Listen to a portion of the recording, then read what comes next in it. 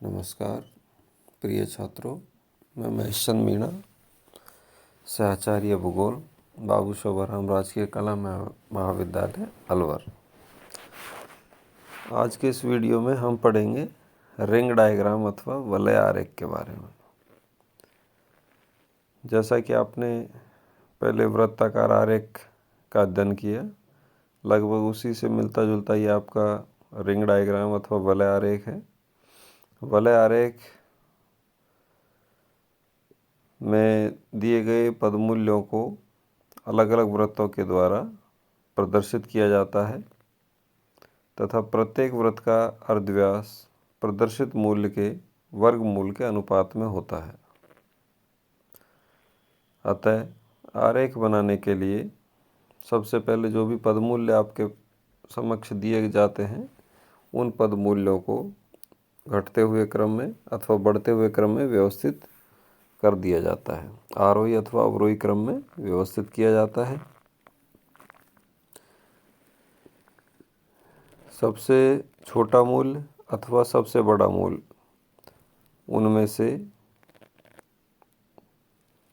जो भी आपकी सुविधानुसार उचित लगता हो, न्यूनतम अथवा अधिकतम मूल्य वाले वृत्त को हम सुविधानुसार कोई भी अर्धव्यास उसका मान लेते हैं। सबसे छोटे पद मूल्य वाले का अथवा सबसे बड़े पद मूल्य वाले का। तो उसके बाद देखिए, जैसे यहाँ पर अपन ने कोई उदाहरण लिया, पिछले उदाहरण में जैसे जो उदाहरण था पिछले वृत्ताकार आरेख में, उसी उदाहरण को यहाँ पर हमने लिया है रिंग डायग्राम बनाने के लिए। तो उदाहरण है आपका, वृत्तारेख में दिए गए उदाहरण की सहायता से वलय आरेख बनाइए। तो जो हमने वृत्तारेख बनाने के लिए जिस उदाहरण का प्रयोग किया था, उसी उदाहरण की सहायता से, उन्हीं आंकड़ों की सहायता से अब हमें वलय आरेख बनाना है। आंकड़े आपके वही हैं। भूमि उत्पादन है 1978-79 का, जिसमें भूमि का प्रकार और उसका क्षेत्रफल दिया हुआ है। ये दो चीज़ आपके समक्ष यहाँ पर दी हुई है। भूमि का प्रकार प्रति भूमि, उसका क्षेत्रफल है 2.40 करोड़ हेक्टेयर। प्रति के अतिरिक्त अन्य कृष्ट भूमि 3.36 करोड़ हेक्टेयर। कृषि के लिए अप्राप्त भूमि 3.95, वन 6.68 और कृष्ट भूमि 14.02। तो जो भी पदमूल्य हमारे सामने दिए गए हैं, उन सभी पदमूल्यों का सबसे पहले वर्गमूल ज्ञात किया जाता है। पदमूल्य हमारे समक्ष 2.40 से लेकर 14.02 तक दिए गए हैं। इन सभी पदमूल्यों का वर्गमूल हम ज्ञात करते हैं। तो एक नया कॉलम हमने बना दिया वर्गमूल का, 1.54, 1.83, 1.98, 2.58 और 3.74। ये हमने वर्गमूल इनके ज्ञात कर दिए हैं। अब इन वर्गमूलों में से या तो हम न्यूनतम का अथवा अधिकतम का किसी भी एक वर्गमूल को हम अपनी सुविधानुसार वृत्त का अर्धव्यास मान सकते हैं। जैसे यहाँ पर हमने 1.54 जो न्यूनतम वर्गमूल है, उसको उस वृत्त का अर्धव्यास हमने माना 1 सेंटीमीटर। ये हमारे ऊपर निर्भर करता है हम उसका अर्धव्यास कितना मानते हैं, 1 सेंटीमीटर, 2 सेंटीमीटर, 10 सेंटीमीटर, जैसी भी सुविधा हो उस हिसाब से कर सकते हैं। तो यहाँ पर न्यूनतम वर्गमूल वाले जो वृत्त है, उसका अर्धव्यास हमने 1 सेंटीमीटर लिया। तो नेक्स्ट जो वृत्त है, उसका अर्धव्यास निकालने का सीधा सीधा एक सूत्र यहाँ पर तैयार है, 1.83 अपॉन 1.54 गुणा जो आपने न्यूनतम का अथवा अधिकतम का जो भी अर्धव्यास माना वो, यानी कि यहाँ पर 1 सेंटीमीटर माना तो यहाँ पर गुणा 1।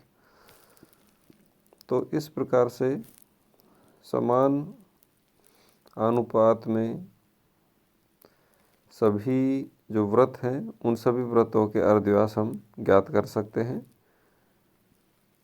और इस प्रकार ये जो टेबल का जो चौथा कॉलम है, इस चौथे कॉलम में हमने सभी वृत्तों के अर्धव्यास ज्ञात कर लिए हैं। तो 1.54 का अर्धव्यास हमने लिया 1 सेंटीमीटर।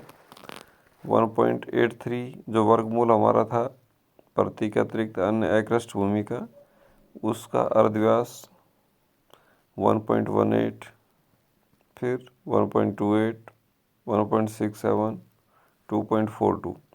तो इस प्रकार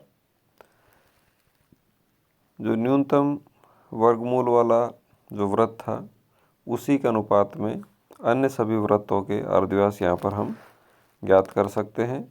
और इन अर्धव्यासों को ज्ञात करने के पश्चात इस प्रकार से ये दो जो चित्र आपके सामने बना रखे हैं, इस प्रकार से वलय आरेख अथवा रिंग डायग्राम की रचना हम कर सकते हैं। पहला जो डायग्राम है उसमें केंद्र एक ही है और एक बिंदु को केंद्र मानते हुए उसी केंद्र के चारों तरफ ये जो 5 वलय हैं, इन 5 वलय की यहाँ पर हम रचना कर देते हैं। वृत्त का अर्धव्यास आपके सामने दिया गया है, तो इस अर्धव्यास की सहायता से 5 अलग अलग आकार के वलय हमने यहाँ पर बना दिए गए। इसी प्रकार से इसी के पैरेलल में एक दूसरा रिंग डायग्राम हम यहाँ पर बनाते हैं। इसमें पिछले वाले में और इसमें केवल एक ही अंतर है कि पिछले वाले में सभी का जो केंद्र था वो केंद्र एक ही बिंदु था। यहाँ पर सभी वृत्तों के अलग अलग केंद्र आएंगे, लेकिन यह आरेख बनाते समय इस चीज़ का ध्यान रखना है कि सभी वृत्तों का जो निचला भाग है वो एक ही रेखा पर एक दूसरे को टच करता हो। तो इस प्रकार से दूसरे देखने में ये जो दूसरा डायग्राम है, यह दूसरा डायग्राम एक रिंग की भांति, छल्ले की भांति हमें नज़र आता है, इसलिए इसे रिंग डायग्राम भी कहा जाता है अथवा वलय आरेख भी इसे कह सकते हैं। धन्यवाद।